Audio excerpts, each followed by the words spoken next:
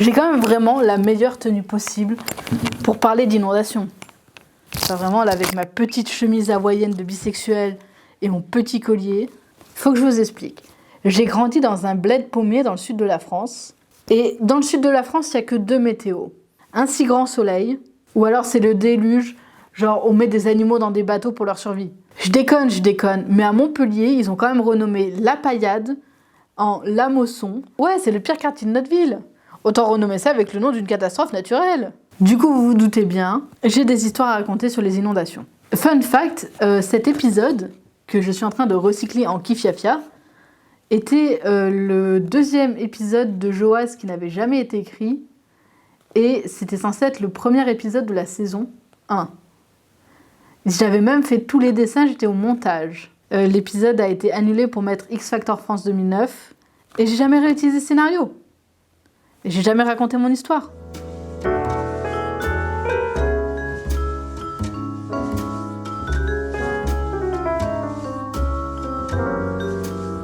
Vous voulez une histoire ? Mes parents se sont rencontrés lors d'une inondation. C'était les inondations de Nîmes. Alors, ils en parlent comme si tout le monde savait ce que c'était.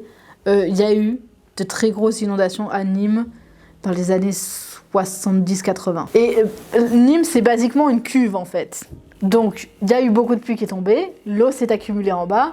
Les gens d'une taille normale avaient de l'eau jusqu'aux hanches. Ma mère est petite de taille. Mais ma mère, elle fait quelque chose comme 10 à 15 cm de moins que moi. Et mon père et ma mère, durant ces inondations, essayaient basiquement de survivre. Mon père était dans une voiture rouge. Non, j'ai un arrêté préfectoral comme quoi j'ai pas le droit de mettre cette chanson en 2023. Mon père est en voiture, il tombe sur ma mère à pied, qui s'est genre accroché à un lampadaire parce que elle se faisait emporter par les courants d'eau. Ma mère ne fait même pas 50 kilos. Du coup, mon père, qui est quelqu'un de brave, genre littéralement, si j'ai un mot pour définir mon père, ce serait brave. Il lui ouvre la porte, il manque d'ailleurs de perdre la portière de sa voiture. Il y a de l'eau qui rentre dans la caisse et tout, enfin le truc, genre il aurait pu rentrer sans voiture finalement, pour essayer de récupérer ma mère. Tout doucement, il la raccompagne chez elle et il la laisse rentrer chez elle sans l'embêter. Et ma mère, pour remercier mon père, l'invite au restaurant. Mon père est quelqu'un de très gourmand. Et vous connaissez la suite, ils ont eu 2 enfants et une abomination. Et je dois dire les choses telles qu'elles sont. Moi, je me fous rarement dehors en cas d'inondation. Je ne sais pas, peut-être que c'est le concept d'aller me foutre sous des cruches d'eau qui me déplaît. Déjà que j'aime pas la pluie. Mais je me souviens très vivement que j'ai fini sous des inondations 2 fois.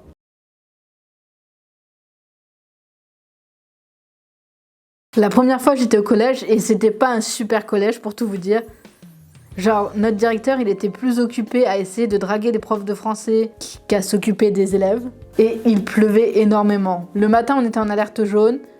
Genre, à midi, on était en alerte orange. Et le directeur, face à une alerte orange, il s'est pas dit « Ah, je vais peut-être évacuer les élèves ». Il était plus en mode « Non, je vais pas assumer de payer des bus supplémentaires, je vais attendre qu'il soit 17h ». À 15h arrive l'alerte rouge. Et pour vous donner un point de vue de comment c'était la merde, je vous fais le petit schéma.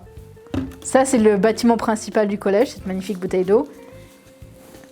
Et ça, c'est là, il y a le portail. Et là, c'est la pente pour accéder au portail. Donc toute l'eau qui tombait directement sur le bâtiment, bloquant les portes du rez-de-chaussée. Nous avons dû passer par le bâtiment sur le côté en hauteur aussi, au même niveau que le portail, qui était le bâtiment des SECPA et de la direction. Vraiment, j'ai appris que c'était les meufs du CPE qui étaient allées voir le directeur pour lui dire que c'était l'alerte rouge et qui ont dû lui mettre la radio sous le nez pour qu'il l'entende en fait. Merci monsieur l'irresponsable, vivement la prochaine fois où tu mets 600 enfants en danger. Et du coup, on est évacués.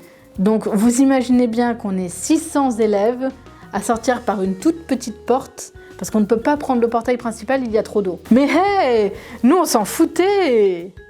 On était juste contents en fait de partir à 15h et d'avoir potentiellement pas cours demain. Et la solution après que nous ayons traversé notre terrain de Wii Sport Golf, je ne sais pas comment notre chauffeur, big up à toi Michel si tu vois ça, a fait pour transporter 50 collégiens surexcités dans des paysages inondés avec des routes de campagne ultra fines qui sont souvent en terre, donc les pneus s'enfonçaient dans la boue, ça je m'en souviens, ou des fois l'eau nous emportait par moments parce qu'il y avait quand même de sacrées chutes d'eau. Je me souviens qu'avec une amie, on était parmi les derniers arrêts Big up à toi Charlotte et Fanny d'ailleurs. Et le chauffeur il était en mode vous avez beaucoup à marcher.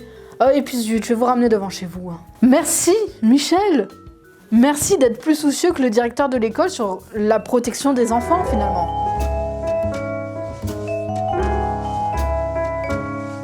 J'en ai fait des campings sauvages quand j'étais plus jeune et plus intrépide. Et le souci quand t'es un jeune adulte et que tu veux faire un camping sauvage avec des copains que tu connais depuis longtemps, c'est de s'organiser des horaires. Et on avait enfin fini à trouver une date en fin août pour s'installer au bord du lac du Salagou et faire un camping. On pouvait se baigner, faire du feu, on avait un relou pour chanter Wonderwall, c'était incroyable finalement. Quand on est arrivé, il faisait super beau. J'ai checké la météo sur mon téléphone, super beau.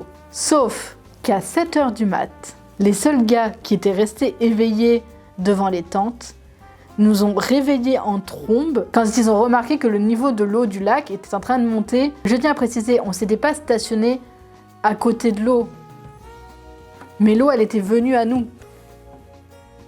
Cette bouteille d'eau pour faire une métaphore quoi. Et pas qu'un peu en fait, on n'était pas à 30 mètres de l'eau, il a dû pleuvoir un sacré moment quand même. On était à 30 mètres de l'eau et il pleuvait vraiment fort. Et nous voilà sous le déluge, en train de plier les tentes aussi vite qu'on peut et de récupérer tout ce qu'on peut pour partir. Et j'arrive à convaincre mon père d'aller me récupérer moi et des amis, parce qu'ils avaient personne pour les récupérer et que mon père est gentil. Il était là genre en mode d'accord, je vais récupérer tes amis et on va les héberger parce qu'on va pas les laisser mourir sous la pluie. Le truc c'est que lui il pouvait pas se mettre à côté du lac parce qu'il n'y a pas de parking à côté du lac.